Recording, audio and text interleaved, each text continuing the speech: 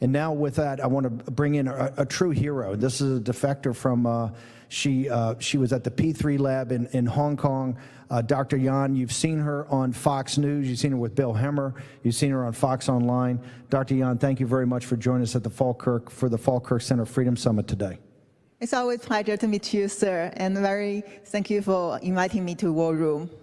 Listen, you've inspired so many people just with your heroic story of what you did to leave Hong Kong and come and tell the story in the West. But specifically, I want to ask a couple technical questions. Tell us about the P3 lab you worked in Hong Kong. What was its role, and particularly what was its role in overseeing or looking at anything that was going on in mainland China? So the P3 lab I work in Hong Kong actually belong to the University of Hong Kong and the School of Public Health. So the head, Prof. Peiris Malik, and also the other head, Professor Li-Meng, both of them are the WHO consultant for both emerging disease influenza and also new coronavirus. And we are the WHO reference lab.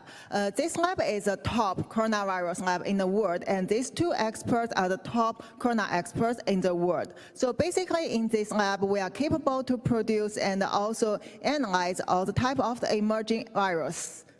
The reason this lab is so important, and the reason it's the correspondent lab to the WHO, SARS that happened in the early part of the 21st century had such potential to destroy China that's what this was set up. And Dr. Gabriel Jung, we talked about him. He's the epidemiologist associated with it.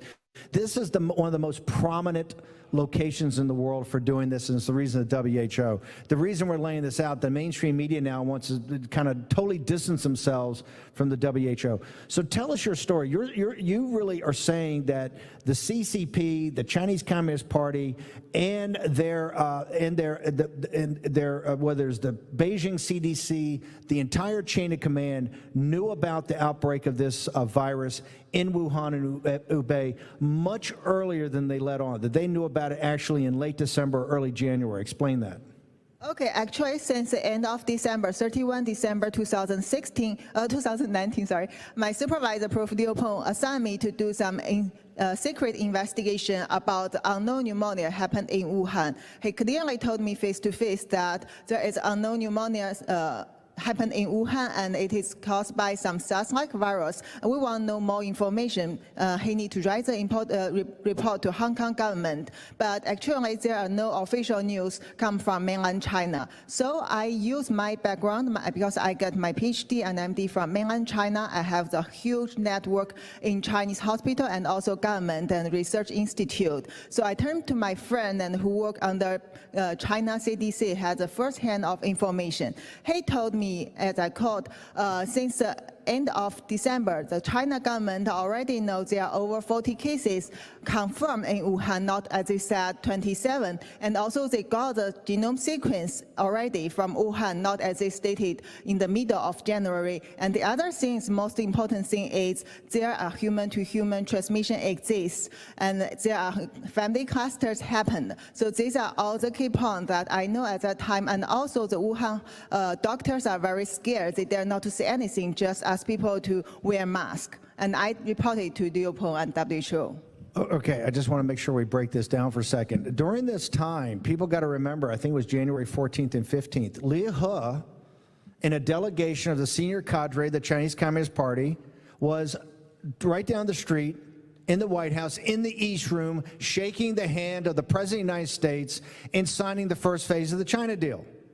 Now, I just want to go back, and Dr. Yan, to make sure I understand this. You're saying in late December, early January, they knew that they had an outbreak in Wuhan and Hubei province, okay? They knew that they had community spread, human-to-human transmission. You can prove that, and that all happened in the early part of January of 2020. Exactly, they can prove it. Okay, and so they came here. What I think people find shocking, you're at a reference lab. Really, a reference lab is kind of, I guess, the supervisory lab to make sure that what's going on in these P3 and P4 labs in mainland China is okay. But on January 12th, the WHO puts out a press release and says, after consultation with senior medical officials from mainland China, the CCP, there's no community spread, there's no human-to-human transmission. Then they tweet out on the 14th, they tweet out the same thing. The exact day, one of the days that the delegation from the Chinese Communist Party is having dinner with their American counterparts here.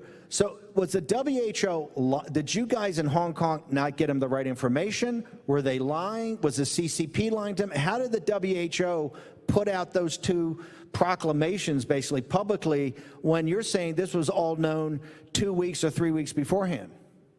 So this also make me surprised at the time, because I know that definitely the WHO experts already know this news, and the CCP government know it even earlier than them. And I don't know why they all collaborate together to hide the truth to the world. And also that's why when mid-January, my supervisor Liu Peng again assigned me to do more secret investigation about this, and I got information. I see no response from him. Then I turned to tell the truth through YouTube media, Mr. Luder, and tell the world in Chinese about the news. Were you ever, we're going to have to jump to a break, but we want Dr. Yan to stay over. We're going to be coming to Miles Guo in the next segment also, but I need Dr. Yan to stay through. Were you ever, first you're assigned to find out what's going on, right, as the head lab technician. Then you start finding out, and it contradicts with what the WHO is putting out. Exactly. Are you warned? Anybody, I mean, do you go to your supervisor and say, hey, there's a big disconnect between what the truth is and what's coming out? And do they say anything to you? Yes, exactly. So since the beginning of the investigation, my supervisor told me to be careful. And then in the middle of January, exactly on 16 January, when he again asked me to do the investigation, he told me that, I quoted him, don't cross the red line and be careful, if not, you will be disappeared. Dr. Yan, when somebody tells you not to cross the red line, what in your interpretation as someone from mainland China, what is that? What's your interpretation of that? Okay, briefly, let me introduce what is a red line. Actually, there is no visible line. It is in our mind, and it is about how you understand our CCP policy. And whatever they don't like you to talk or don't want you to touch, it is the red line. And somehow, you sometimes don't know you already go across it, and you get punished, as we know Dr. Li-Meng Yan. Yeah, I think this is one of the questions that people have, Dr. Yan. You know, we're literally 2 blocks from the White House. We're in a hotel, a magnificent hotel. The old post office turned into a great hotel by Donald Trump. You're here at the Falkirk Center. We've got great freedom fighters. It's the Freedom Center. This is really a gathering of the China hawks over the next 2 days, right? Later, after us, you're going to have the Committee on the Present Danger in the Economic War Room with Kevin Freeman. Just a magnificent day capped by Ted Cruz. What I think people can't understand is Hong Kong University is a revered institution. This P3 lab is kind of revered too. That's why it was a reference lab by the WHO. Dr. Gabriel Loon, Malik, these people are the top of their profession. In fact, they are known as the SARS hunters. The whole purpose of the lab and the prestige of Hong Kong University is because they were so great in finding out about SARS and finding out everything we need to know about SARS. And SARS is such a problem, potential problem, that we know now with the CCP virus is only SARS-2. Why is it that someone that ran actually the technical side of the laboratory, why couldn't you come public and state your case in Hong Kong? Why did you have to flee in the dark of night to the United States? Because once I start to tell it out in Hong Kong, I will immediately get disappeared, like all the Hong Kong protesters who get disappeared without their names even.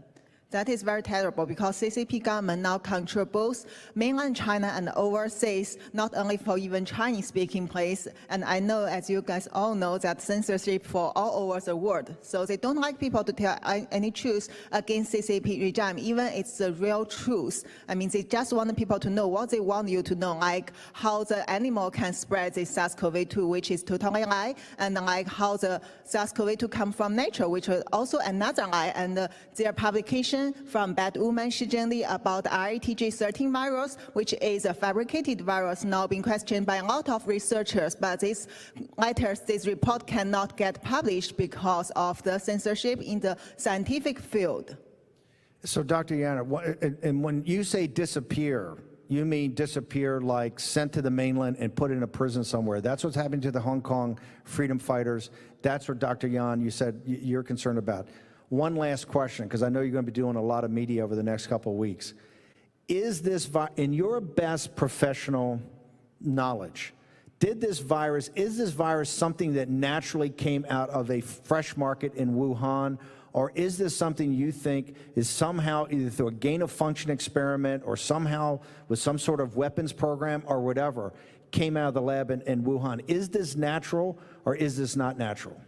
Before I answer this question, let me briefly introduce my background. I have my clinical medical degree from mainland China and also got my PhD degree in China. And then I turned to the University of Hong Kong to do the virology and immunology research. I also focused on the vaccine development. And since SARS-CoV-2 happened, I work in the WHO lab for the COVID-19 research. So according to my research experience, and I can say that, and all the intelligence and information I got, I can tell you that's definitely not come from nature, and also that's definitely not come from the Wuhan Huanan seafood market, because all the evidence I got shows that there are no animal hands left in any sample when they checked before they do the thorough cleaning of the Wuhan seafood market. But why CCP government insists that all the patients have to get the Wuhan seafood market history before they get diagnosed even in January? Why? They know at least 1/3 of patients don't have this history. They haven't been to the Wuhan seafood market, and they didn't get any animal hint from these samples. Only one sample from all the 30 samples, environmental samples they get from the seafood market had some virus detected. And these samples are not detected by the real experts from overseas or even Hong Kong. It's just done by the CCP government, and then they show the result to the world and tell you, come on, this is from China's animal. Some animal, maybe people eat bat, eat rat, and eat all the poor animals and innocent animals. They don't know how to speak. They cannot fight with CCP. So they are the scapegoats. So I don't think it can come from nature, and they cannot find the evidence now. Now see how the bad woman Shirley got the interview from Science recently. She herself cannot answer this question. She just let you to do the research for years and years and say, see, we know there is definitely host, and you need to go to find the bad, you need to go to find the source. But why don't they go back to check the possibility it can come from some lab? I mean, I'm now preparing a very solid scientific report to show people that how easily this can be done from the lab, and even not need to come from the very high technique lab. This is something actually using the mature technique, and also if you have the material, which we see here as a SARS-CoV-2's backbone virus, this is the only virus which is owned by CCP, by their PLA labs, and with these things, you can make it within half years. That's so easy. This is what the CCP is not going to be able to stand up against, is the truth. You know, from facts come truth, and you're hearing it from Dr. Yan. We're going to be having her do a lot of media over the next couple of weeks. But if you thought, Dr. Yan, the CCP tried to disappear you wait till the mainstream media starts to tear you apart. So you're a hero. I think it's amazing what you've done. You've left your home to come here to the United States to make sure the people of the United States are warned about this, the people of the world are warned about this, that Chinese citizens are warned about this, that the lies of the Chinese Communist Party, if they're allowed to go unanswered, are only going to lead to more and more death and destruction. I want to thank you. This is the first of many. Dr. Yan, thank you so much. Thank you, sir. Great honor to have you here. Raheem, back to you, and we're going to bring in Miles Groh.